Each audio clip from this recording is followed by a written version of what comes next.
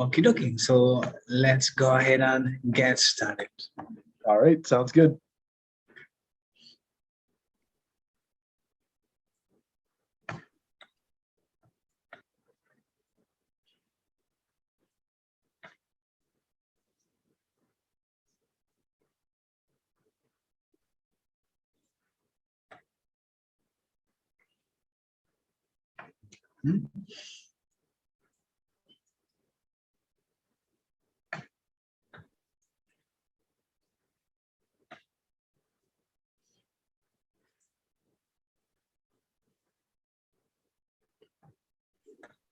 Well, thank you, Marina. Yeah.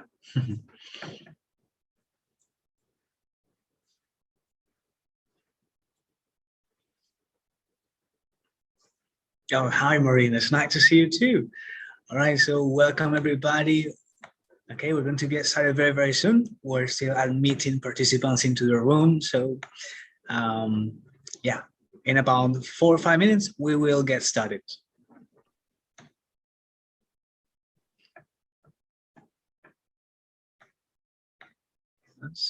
So since this is the last plenary session, hopefully we're going to get most of the participants joining us today.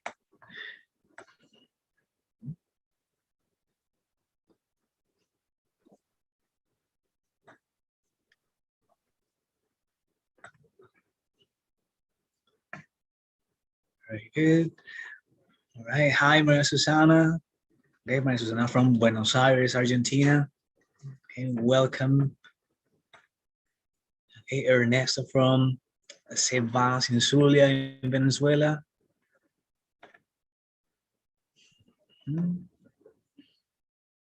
Very good.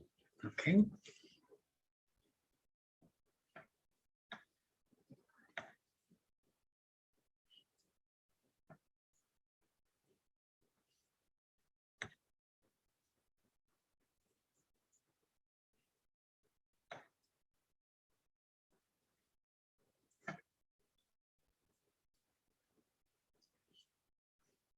Good morning, Erica.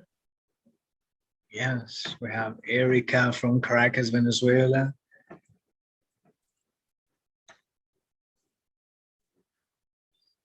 Okay, on YouTube, we have Alida from Morgan Hill in California. Oh, wow. So welcome, Alida. Okay, we have also people from Maracaibo, Barquisimeto in Venezuela. Okay, very good. So a lot of participants today for this last session. And once again, we want to thank you all from the bottom of our hearts for being part of our 38th Bentisol National Convention, this time virtual, and hopefully we can carry on doing many more events like this for you, for our teachers, for our professional development here in Venezuela and around the globe too. Once again, we have had wonderful presenters for the plenary sessions and also for the concurrent sessions from Venezuela and once again abroad too. So thank you very, very much, okay, for volunteering in doing this. Okay, we're still getting many, many more people to join us.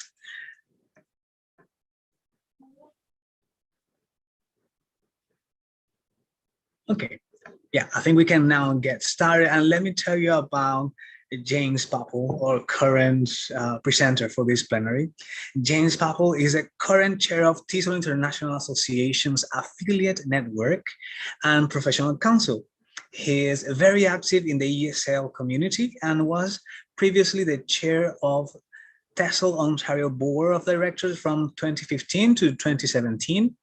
James continues to serve on several boards and committees in the TESOL, and he is a current interim associate director at York University's English Language Institute in Toronto, Canada. In addition to a number of professional and academic affiliations, James holds a Master of Applied Linguistics, a Bachelor of Applied Linguistics and Psychology from Brock University. His plenary is titled exploring new paradigms of teaching and learning. So let's welcome James Papple, and now you have the floor. Thank you for that. Let me share my screen with you here. And of course, greetings, everyone. It's really wonderful to be here today. I've had the pleasure of watching your keynotes yesterday and today and some of the sessions. And so it's my great pleasure to be with you today for your virtual conference. I understand that this is the first one, and so I'm really touched to be a part of that. I think today what I hope to be able to do is to talk a little bit about what the future might look like for our sector from just the little that I've been exposed to, what it'll be like for our learners, and what it could mean for you as a language instructor. So over the last 16 months or so, we have seen a lot of the old norms turned upside down and inside out. And where once we were using things like paper textbooks, now we're using digital. Where we were once looking out across our classrooms, now we're looking out across our screens. And as a result of these changes, we have been forced to embrace a new normal in almost every aspect of our lives, including our teaching. And so I hope to be able to bring a few things that I've learned from that last 16 months and to be able to share them with you. But first, I'm going to talk a little bit about the past. And I know I'm dating myself a little bit here, but I remember vividly when SARS happened, you know, and I remember at the time teaching, and at my school then, we had our regular orientation, but it was upended, you know, considerably, and all of the students were pulled out of the classes before they had even arrived, and they were all asked to stand out outside in long lines, including the teachers, where we would go through a health check before we were allowed to go back in. And I remember that some of the students got, you know, pulled off to the side to go for a more robust check.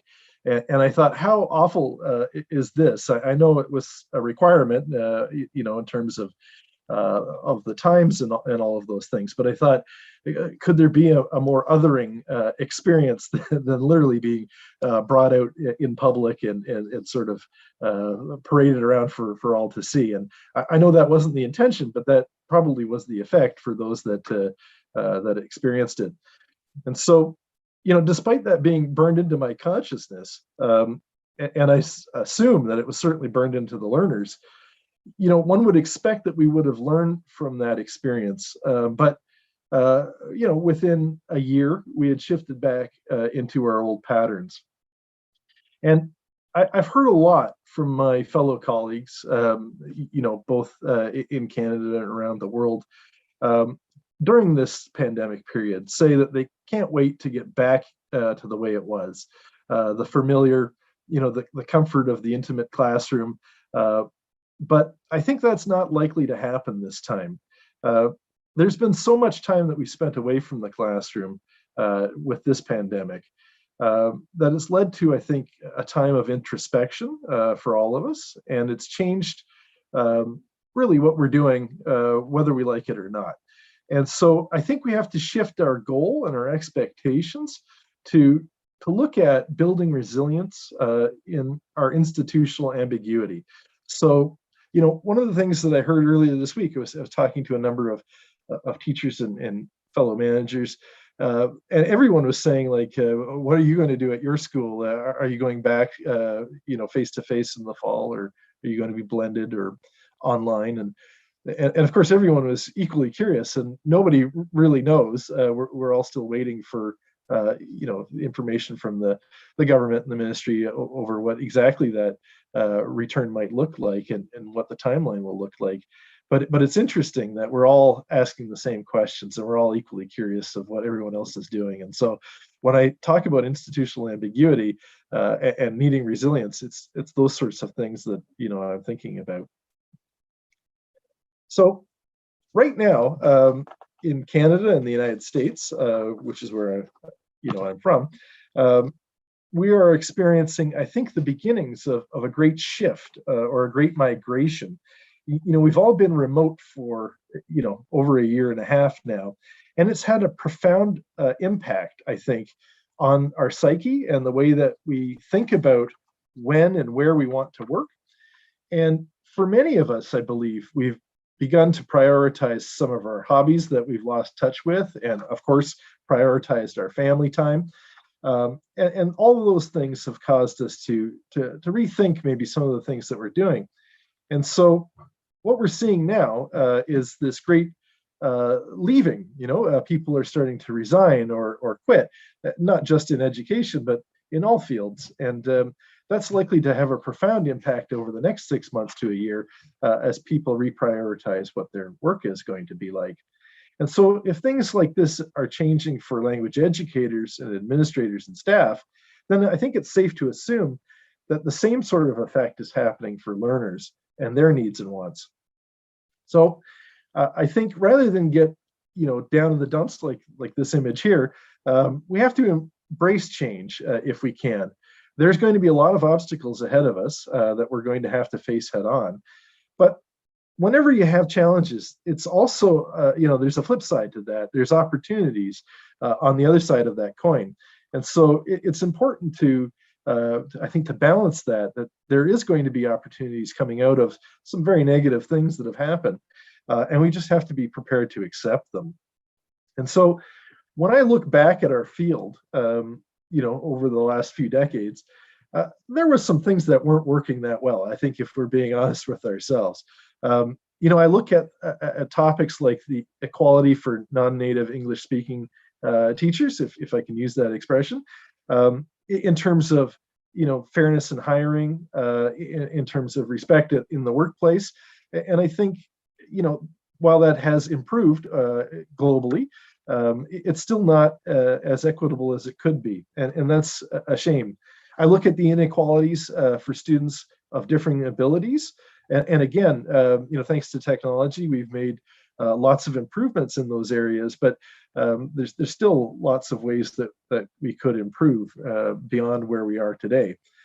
And while we all talk about a student-centered classroom as the ideal, I think it's fair to say that we still experience, in many cases, a certain rigid hierarchy between students and teachers that persist despite our best efforts.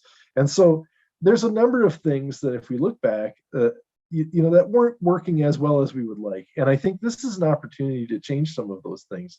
This is a transformative time, one that's going to require more pivots and shifts, over the next coming months and possibly years. Not only in the day-to-day practices of the technology. All of us have learned new skills. We've gained new exposure to apps and other tools that we can now use, including Zoom. But we also have to make some changes, I think, in our beliefs about teaching and learning. And that typically takes a little bit longer, but I think it's an important next step. So this isn't my acronym. I won't lay claim to that at all. It comes from Warren Bennis, who I believe coined it in 1987. The acronym is VUCA, which was, an acronym for strategic leadership, talking about different processes and organizations. But given the fact that, with COVID, we are all sort of in this moment now where we have high volatility. As I mentioned earlier, here we're looking at sudden shifts in the demographics of work. We're looking at uncertainty, right? No one knows what's going to happen over the next few months to a year as we begin to reemerge from this once we're vaccinated and so forth. And we've discovered that there's a lot of complexities. As I mentioned, there was all those underlying problems that we sort of ignored in the past that are going to cause us challenges if we are to remain, hybrid or staying online for the next little while. And that leads to ambiguity. And all of those things together, all four of those things, lead to anxiety, lead to stress, and lead to fear, fear of the unknown. And I think that is something that's natural, and it's okay to feel those things. But we can also take those things and use them as motivators in order to better ourselves. And I think that's hopefully what we're going to talk about today.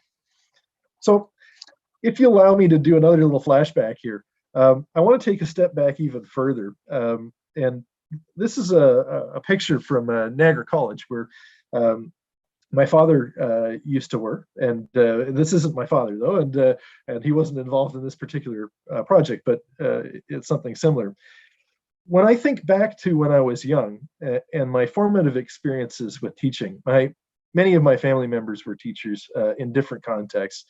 My father taught horticulture at Niagara College, and he would do these landscape projects where he and the students in his class, like the people that are in this photo, would go out to a small plot of land that maybe was sort of barren or scrub, and they would take their imaginations and their landscaping tools, and they would, create a sense of wonder and world building by creating magical places that didn't exist before. Structures like this, I guess it's a gazebo or an overhang, that were sort of just carved out of their imaginations.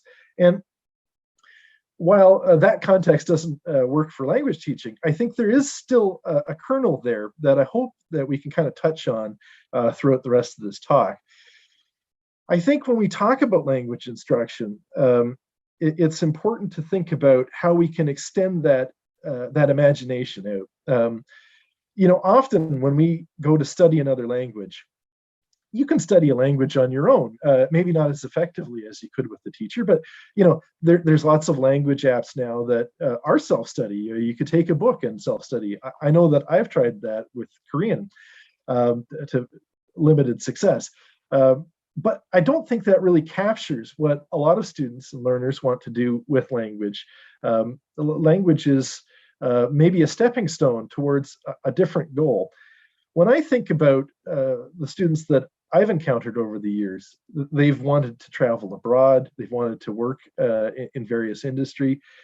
And I think more deeply than that, they pictured themselves using the language to accomplish some sort of goal, to shape their world, to create something magical in its place. And, language was the vehicle to realize their dream. And so I think as we go forward into this new space, that we have to stop valuing the content of what we're doing. In my experience, I often loved this job because it gave me the opportunity to talk about all different faculties and whether it was the sciences or the arts. And I felt like I gained a bit of an appreciation for all of those things, maybe even horticulture a little bit. But I think going forward, that content, of course, is still important, but it's the experience that comes out of the language that I think is more important. So it isn't the number of words that you're going to learn, or it isn't the number of errors that you're going to reduce in your speech that are really going to have you, be in that classroom going forward. I think for adults learning language, which is the context that I'm in, our teaching must move beyond that to an experience, to something that's co-collaborated, that makes for a moment. And that moment needs to be transformative in order for it to be lasting and to make it worthwhile for someone to invest their time in it. And so that's why I've got this picture here.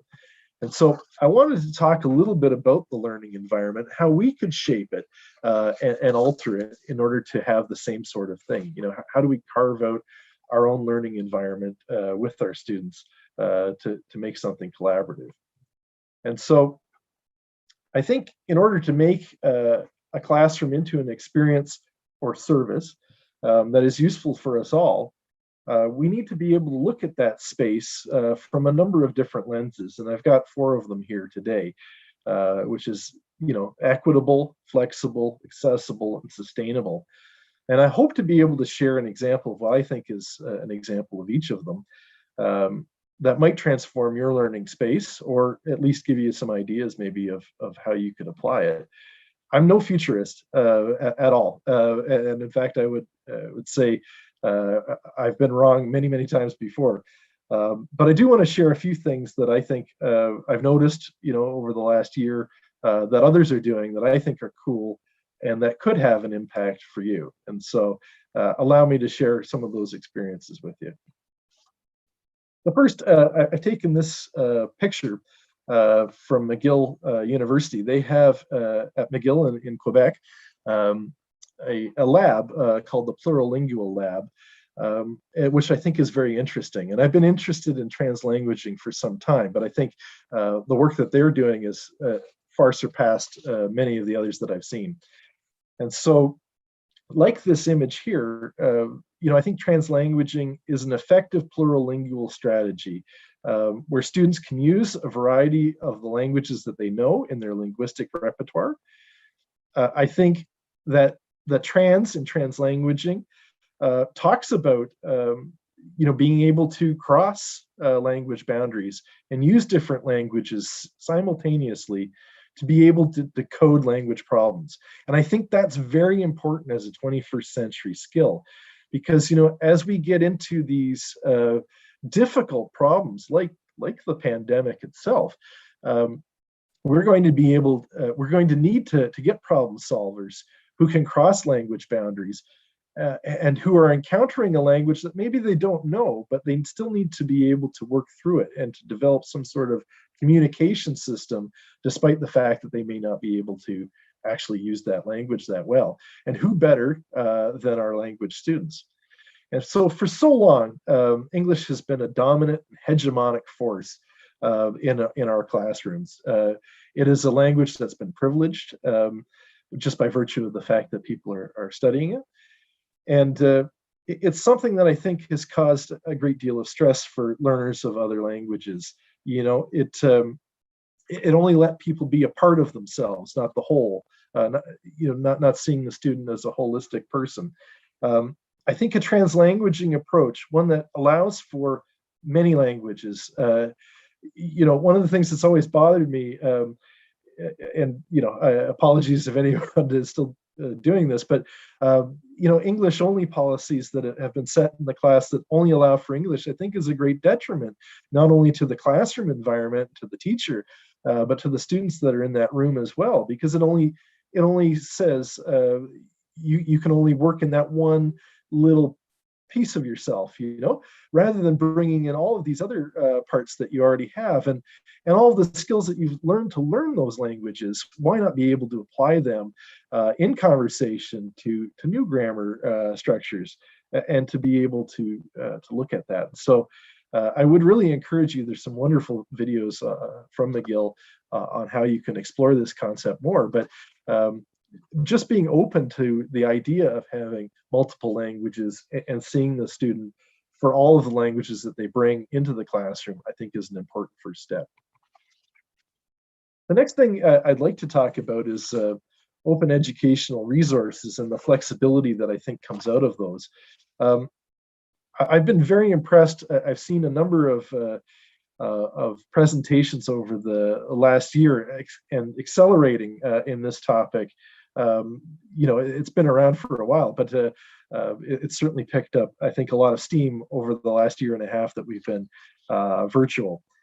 And I think open educational resources allow for a flexibility when compared to paper textbooks. Materials, when they are open, can be co-created. They can be just in time, and they can apply to contexts that nimbly meet learners' needs. And I think that's important going forward. In ELT publishing, there is an acronym called PARSNIP, and I don't know if you've heard this before. I think it came out of someone's PhD paper. I've heard that it's John Gray in 2006, and that it stands for certain topics that you're meant to avoid in publishing, which is topics like politics, alcohol, religion, sex, narcotics, isms, and rather strangely, in some cases, pork, because it relates, I think, back to religion. And whether this is real or imagined, I've spent some time with publishers, and this has never actually come up. But there are topics that we shy away from in our textbooks, and there's probably good reasons to shy away from some of them, for sure. But it also, by shying away from some of those topics, we have indirectly created a bias, or something that could other students as well. I think when we look at all of these efforts around inclusion for students, having topics that are taboo naturally other people. And I think that's a problem when we want to have representation. And so I have seen some wonderful things over the last year or two, wonderfully inclusive packages. BC Teal, British Columbia, Canada, they've come up with a course pack on indigeneity to represent, of course, Indigenous First Nations people and the struggles and the hardships that they've gone through while being in Canada as First Nations people. And those sorts of resources, I think, allow discussions to happen for groups of people that had been marginalized or ignored. And I know that the BC Teal is also coming out with LGBTQ resources in the very near future. And I think that's a group of people that have been left out of a lot of textbooks, of course, as well. And one other person that you might want to check out is Tyson Seaburn from the University of Toronto, who's put together a wonderful course package or textbook that's inclusive of all people, which is really a lovely thing to see. And I think when you see that type of material, you realize what was missing from other materials before. Next, I want to talk a little bit about accessibility. Over the last year and a half, for myself, I recognized that there was a barrier for some students. I had a few students myself who had differing abilities that struggled while they were online in order to receive the same care and attention that they would have had if they were face-to-face. And I'm very lucky. I'm from a privileged, school that has a lot of resources that are available that can help. And yet I still recognize that it's a struggle, and it's that much more of a struggle if you don't have those resources. And so while I think some students were able to catch up, we have to admit that there's still a ways to go in the online environment, particularly with part of my talk later on with VR, that we haven't come far enough in this realm yet. And so having a universal design learning approach or UDL thinking, I think, is very important. Often what's best practices for one is really best practices for all. And it's important to provide that support so that we can really ensure that everybody's having equal access to the information. And I think it's just a nice way of showing, too, to the entire class that there isn't going to be someone who's left behind.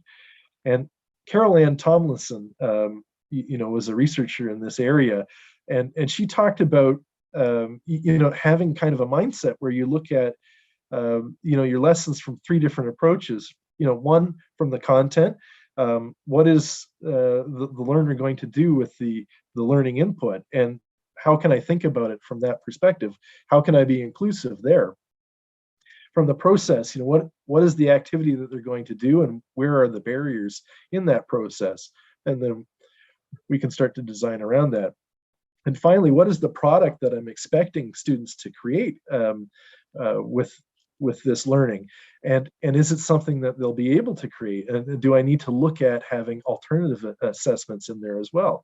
I've seen wonderful experiences, where there's a whole host of different options to students, that they could turn in a paper, or they could turn in a video of that paper where they're explaining it, so that there's different channels and ways of communicating in case there's one that is particularly difficult for that student to accomplish because they have a differing ability or an issue, And then lastly, out of the four things, we have sustainability.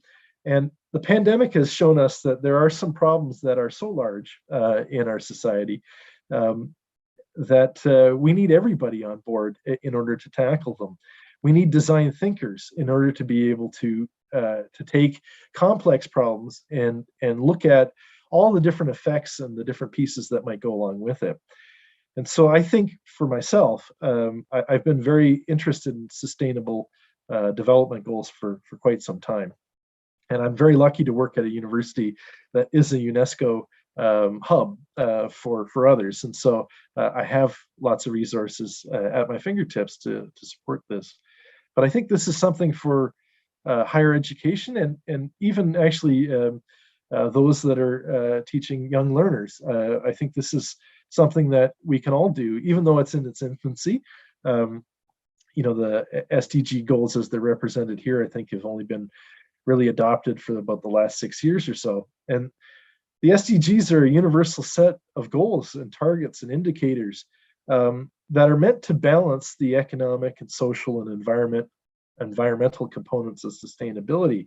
And as you can see from this image, there are 17 of those goals, and they're all very important and they're all interconnected. So, if you wanted to focus on one, likely you're going to end up being in some of the others as well. But they're meant to look and tackle problems such as climate change and economic inequality, ways to innovate, our consumption practices, peace and justice, health and poverty.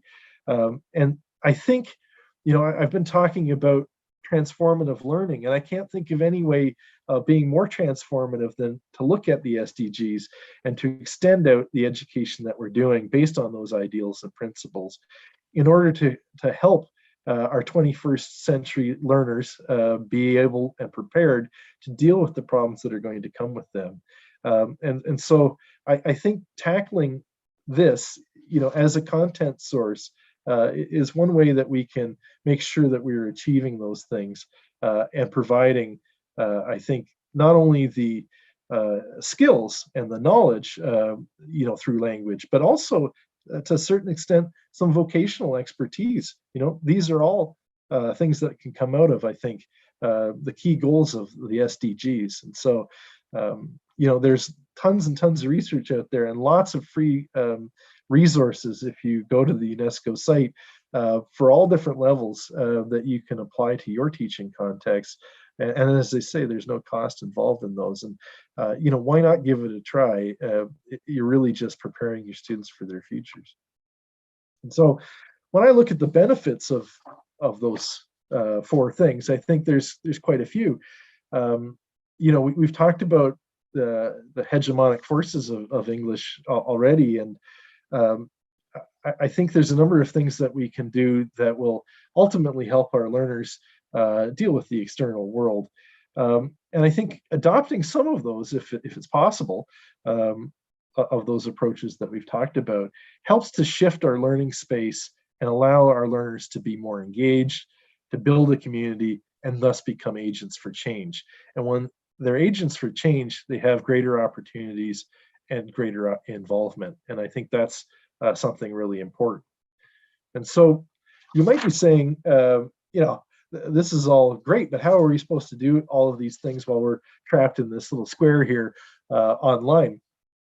And I think it's totally possible to build a community in an online environment. I've seen many solid examples of that in the time since. And in fact, I think we've learned a lot more about our learners as people over this last 16 months. We're seeing a lot more content, from them about themselves because we are in this tight confine of an online world. And I think that's important to always go back to our learners as people and learn about them. One of the things I've enjoyed most about being an English teacher was actually all of the learning that I've done myself from students. My first year of teaching, I met a number of Korean students who, at that time, there was what Koreans call Korean Hallyu or wave. I apologize for the pronunciation if there's anyone out there that speaks Korean. I probably butchered that, but at that time their culture was sort of going global, and they were very eager to share their movies and their music with me. And it opened up a whole new world. I thought I was quite a cinephile, and I realized that there was a lot of things that I didn't experience, and there was a lot of new perspectives, just from one country that I was lucky enough to have students share with me. And so I never want to lose the opportunity to continue to learn from my students, because I think we're all on this journey together. So speaking of journeys, this is me just before the pandemic. I had the great opportunity to be able to go to a local college here in Ontario, Canada, called Mohawk College, that happens to be very adept at technology. They have a virtual reality and augmented reality lab that's very state of the art. And you can see here from the pictures, me wearing these silly glasses, that I was learning how to create AR and VR objects just before the pandemic. And I believe that this space, the mixed augmented virtual space, is what's now emerging as a way of creating. We spent all of this time rather passively with our students in these Zoom rooms, maybe co-creating documents together on Discord or on Google Docs or those sorts of things, which is great. It's collaborative, and I think it's been a great step forward. But I think the next step forward is to try to take what we gained from this piece and extend it out and make it more immersive, so that students are able to use all of their senses. And I mentioned earlier that, of course, there's still some issues with those who may have some different abilities, that they may have barriers still with this technology, but those things are being tackled quite rapidly. And so for myself, I was able to build, as you can see on the left-hand side, some models that students could actually use while they're online, to be able to explore objects that they wouldn't be able to travel to during the pandemic, and to talk about them and to actually see them through their phone or their computer as a three-dimensional object, and to be able to play with them. And I think the really interesting thing about this technology now is that so many of these are now approaching free or are free. This particular software that I was using was free at the time. And so it's one of those things that was open source and able to be deployed in classrooms, which I think was really interesting. And so it's something that I think is emerging. And I also wanted to just share this a little bit. The week that the pandemic hit and we had to send students away from the classrooms, happened to be at my school the week that they were going to be going to Niagara Falls. And for many students in the Toronto area, Niagara Falls is sort of the highlight of their experience. And I felt really bad that they, were just a few days away from being able to go down there. And while this isn't Niagara Falls in this picture, it's actually Niagara on the Lake, which is very close to Niagara Falls. I thought there's got to be a way to be able to bring that experience back, for students. And so, as you can see, the streets were fairly deserted at that point, but I was still able to go out with my camera, my 360 camera, and take shots of Niagara Falls, Niagara on the Lake, and some of the surrounding areas that they would have traveled to. And I could click on points of interest or things that I thought might be points of interest for them, and be able to add in information and video so that they could feel like they were there. And I thought, this didn't take a lot of fancy materials, and I was able to use software that was already in my learning management system to be able to create a virtual tour for my students myself. And if you don't have this material, of course, there's lots of other products out there that are already existing. There's lots of virtual tours that are free out there that are already available. And you can see from this little video here, there's me in the corner.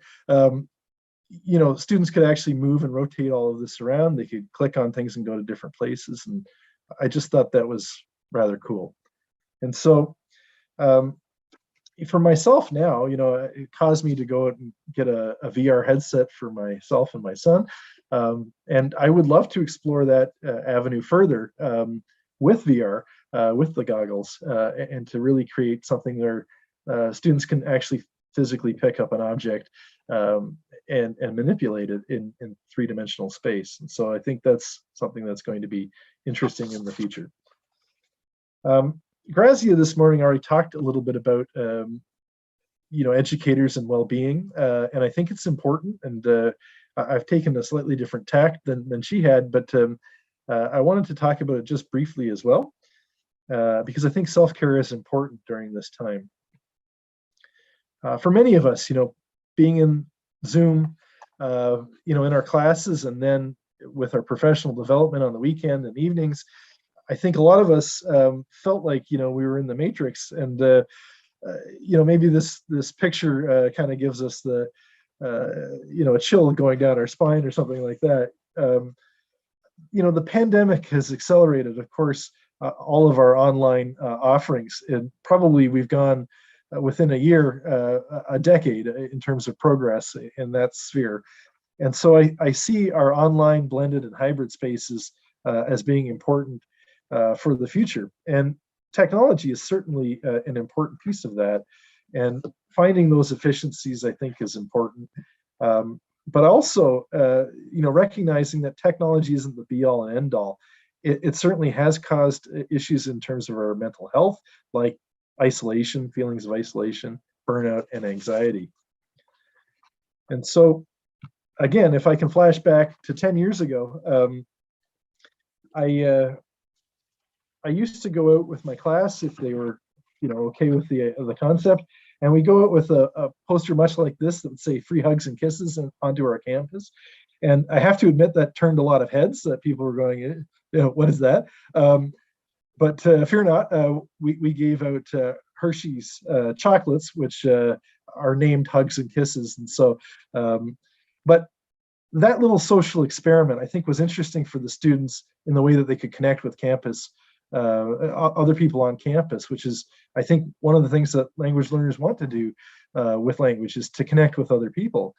But what I didn't anticipate from this sort of activity and all the other activities that I've done since is that it actually gives a gift back to myself. And so, seeing the delight of others, especially in something as disruptive as this, where expectations are one thing and then it gets changed into something else, and you see these magic moments where people are meeting for the first time and actually saying like, oh, I potentially have a friend here, and through that moment are able to communicate.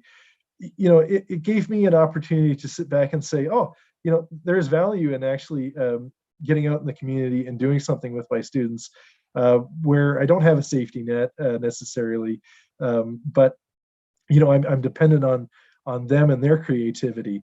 And so I think we need to include intentional moments of kindness in our daily routine for ourselves and for others. I think it's good for our well-being and our mental health, and it really doesn't take much time. If we spend just a minute or two a day thinking about these sort of things, I think we can take those steps and really make a connection.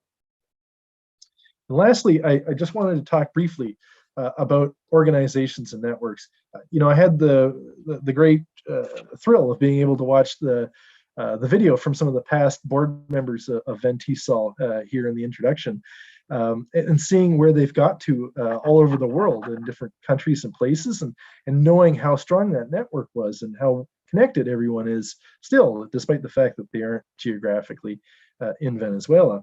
And I think that on a macro scale, there's something to be taken away from our organizations and networks like VBUCA and TESOL International. And I think there's something there for our new paradigm as well. So as you heard in the introduction, I'm the chair of the Affiliate Network and Professional Council this year. And as part of that, I had the opportunity to try to make connections between different TESOL organizations with TESOL International and with each other in order to strengthen those bonds during very difficult times. And I think we did that in a lot of ways.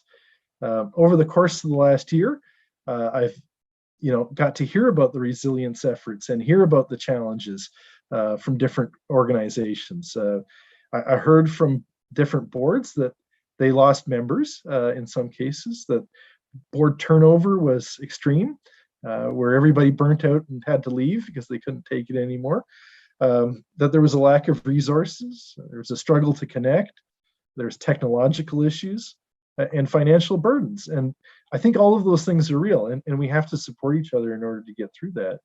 But on the flip side, I also had some wonderful opportunities to meet some lovely organizations that were doing some really interesting things and finding solutions and using that design thinking that we talked about earlier to be able to look at ways of moving forward. I think in my parents' time, we often joined lodges or social clubs in order to find connections, and those things have diminished over time. But our teaching organizations are still a way for us to connect, and I think those are very important. And so I don't think it's all doom and gloom out there. It's a difficult time, but there is some wonderful improvements. And it was wonderful seeing these names that are mentioned here talking about open educational resources and distributing them for free to their members, sending out care packages to those members who were greatly affected, implementing green policies, standing up against anti-Asian, anti-Black, anti-LGBTQ sentiments. I think this is really necessary. And I think one of the things that this talk showed me, that this slide is from, is that you don't have to be from an organization that is the biggest or has the most money. That isn't what leads to success. What leads to success is those that know how to use the resources that they have and to look at ways of using those resources differently. How can you narrow on the segments of your membership and deliver in real time to those members solutions for them? Whether it's K to 12, whether it's higher ed, whether there's some other subset in there, there are ways to engage those members. And if you can engage them like this, you can engage them in ways that they've never been engaged with their organization before. And I think that's pretty important. So there's a few principles, and I'll end on these, that I think are important going forward for our organizations and possibly for our classrooms as well. So I mentioned earlier that there was that acronym VUCA, and there's also this acronym VUCA put forth by Bill George to look at how to come up with solutions to those earlier problems. And I think it's important, and I think Ventisol has already done that by putting together a virtual conference this year. I think we need to be able to look at change as an organization and thrive by empowering others to have vision, to have understanding of the difficulties that we're all going through, have the courage to try something new, like what we're doing today, and be willing to adapt. I think if those things happen, we can build a stronger organization and a stronger network. And that's something that's good to do, and it's essential for growth. I think when we look at organizations that fail, it's not the failure that held them back. It's the failing to realize the lessons that they should have learned from the failure. And so I don't think it's something that we should be fearful of. We should embrace it. And the last thing I'll end in is a quote on Joe Strummer, the great musician there, who was saying, now is the time, and of course he was talking about 20 years ago, but now is the time to take humanity back to the center of the ring and to follow that. And without people, we're nothing. And I think that's really true. And I'm so glad that all of you have come to this conference to share in these moments, to support each other. And I want to say what a privilege it was to speak with all of you today and to thank you for your time. I'm sorry I've gone a little bit over where I wanted to, but I would love to stay and answer questions if there is any. So thank you very much. And I look forward to if there's things in the chat, maybe we can talk about them. All right, thank you very much, James. We have so many comments from our participants in the chat box. Okay. Okay, let's go back to them. We have a Joey Marcivita saying that TransLanguaging goes against the separation of languages. We don't work that way. She's glad to see this topic in the conference. Awesome presentation. Accessibility was a big challenge during remote online teaching, says Marianela. Yeah. Definitely design thinking is a relevant approach. That's by Grazia. We have Miguel Mendoza. Interesting. I was talking about UDL to British Council teachers yesterday. Interesting presentation. Building learning agency, promoting problem solving, fostering an international mindedness. Another comment over here. Yeah, we need to make space for intentional kindness every day, says Marina Majonica. Yes, it's completely true. It is part of self-care and well-being to practice kindness and be grateful. Yeah, a lot of thank yous. Thank you so much. It was enlightening. Okay, very interesting presentation. A lot of claps.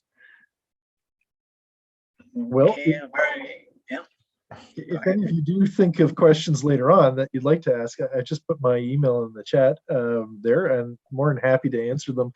I'm glad that I touched on some things that all of you were thinking about and discussing over the last 2 days at this conference. I find that's really the benefit of getting together with people, is to, we've forgotten more than lots of people will ever know about the profession. So having the opportunity to come together reminds ourselves of some of the things that are deep in our subconscious that we haven't thought about for a while, and to maybe give them a try on Monday or down the road or something like that. So I hope these sort of things spark some of those discussions and some of those moments of ingenuity. Very good. Thank you very much. Now I would like to invite our Bentisol president to give our final remarks for this convention, since this is the last plenary of a 2-day convention. So we would like to hear from our president, Jesus Sosa.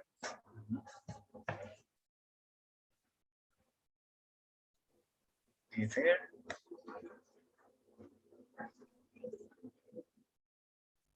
Okay, there you go. Can you hear me now? Yes. Hello.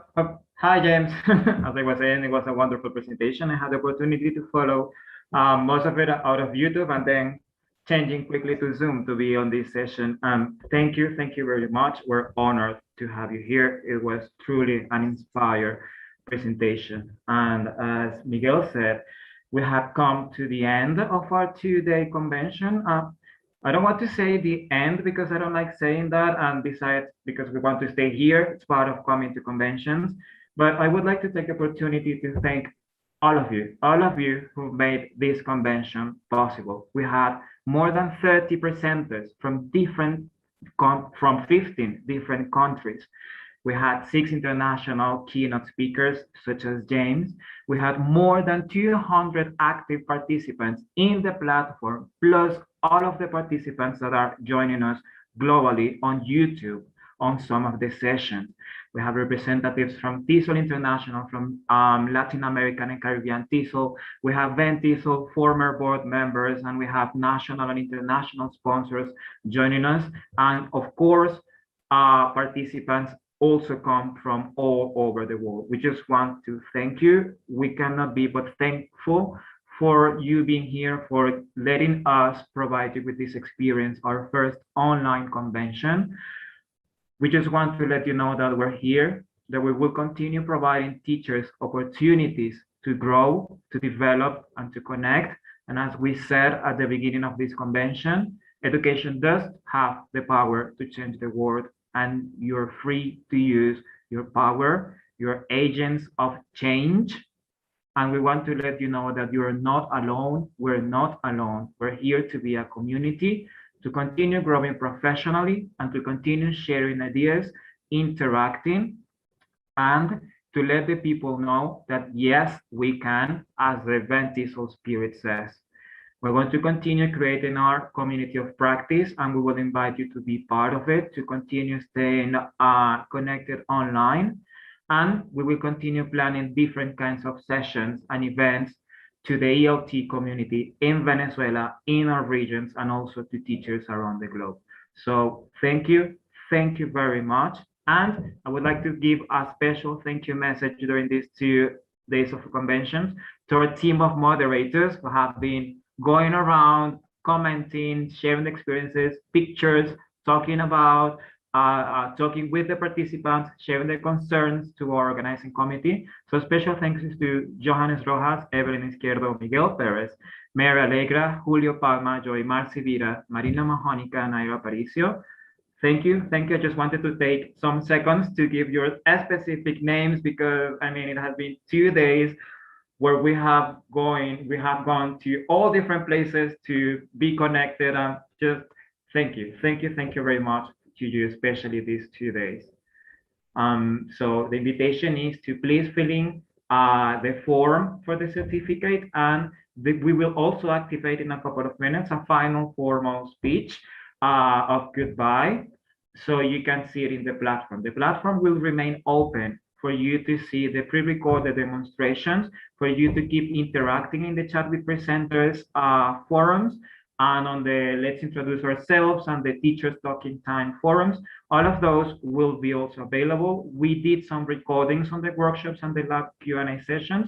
We will edit some of those videos or bits of videos, and we will also share those on the spaces for each presenter. And we will let you know when things are happening, same as we did with the chats, with the messages on the platform. Either Miguel or I, we will send you messages letting you know every time that information gets posted.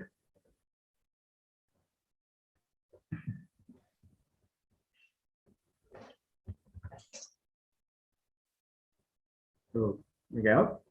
Yes, all right. So once again, thank you very much. As Jesus said, it has been, I mean, these last few hours, these last 2 days, I mean, there was a lot of hard work, a lot of difficulties, but we overcame those difficulties and we made this happen. And we're really proud of the whole team. And we're also really proud of you, the participants, for having the willingness to be here, to care about your professional development.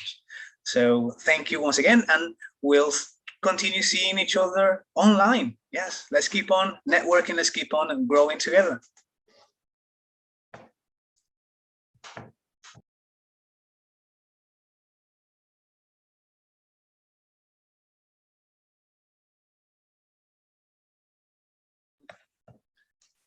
All right, so thank you to all our sponsors as well. I mean, we wouldn't have done this without the support of, first of all, you, the participants, the volunteer work of our presenters, and also our sponsors, these institutions and companies who made this happen too. And we also had so many anonymous sponsors that invited some participants to be part of this event. So thank you to all of them. Thank you to the Chit Chat Move. Thank you to A. Ramos Learning. Thank you to Oserco, NFL Academy, and DCM Books. And let's keep on strengthening this relationship. Okay, so yes, so all the donors. Okay, all right. So thank you. Bye-bye for now, and see you online. Bye-bye.